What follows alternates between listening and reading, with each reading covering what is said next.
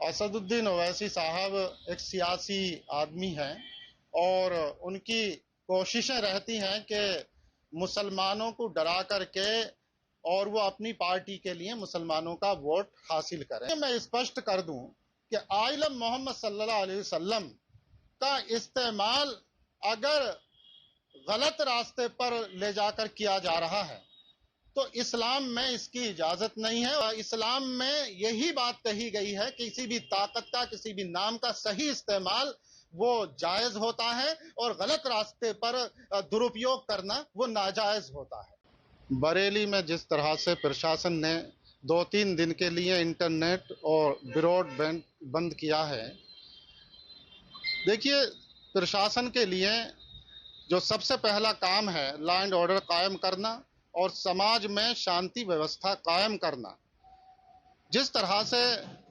पिछले दिनों में बरेली के हालात तनावपूर्ण हुए और हिंसाएं हुई, फिर प्रशासन को कंट्रोल करना पड़ा और कार्रवाइयां भी हुई, तो कोई भी समाज सबसे पहले सुरक्षित होना बहुत ज़रूरी है। वहीं जिस तरीके से अब जुमे की नमाज है, तो हम लोगों से ये भी अपील करते हैं कि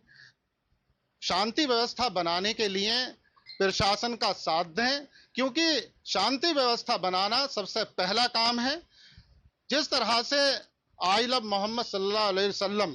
और नारे तकबीर के नारों को लेकर के पिछले दिनों में रोड पे आकर के तनाव बढ़ा और हिंसाएं हुई, तो मेरा मानना यह है कि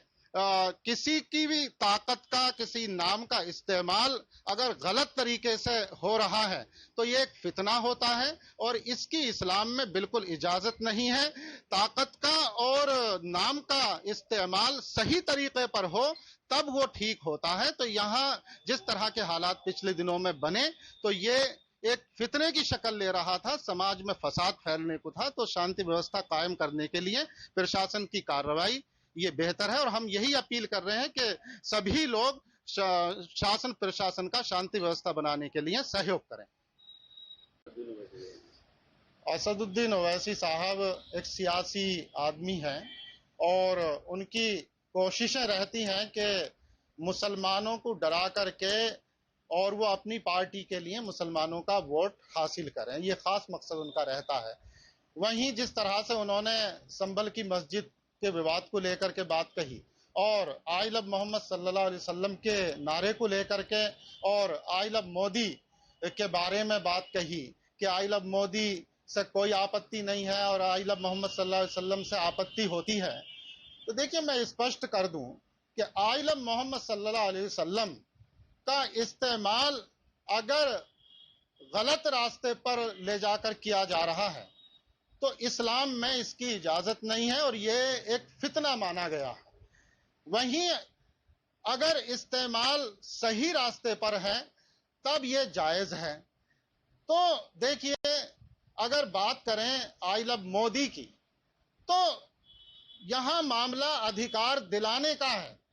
अगर अधिकार दिलाने के लिए कोई काम कर रहा है,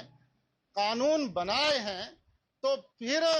असल मकसद गरीब, यतीम, मिस्कीन के अधिकारों का मिलना है। तो आई लव मोहम्मद सल्लल्लाहु अलैहि वसल्लम का गलत इस्तेमाल वहीं फितना बन जाएगा। वहीं आई लव मोदी अगर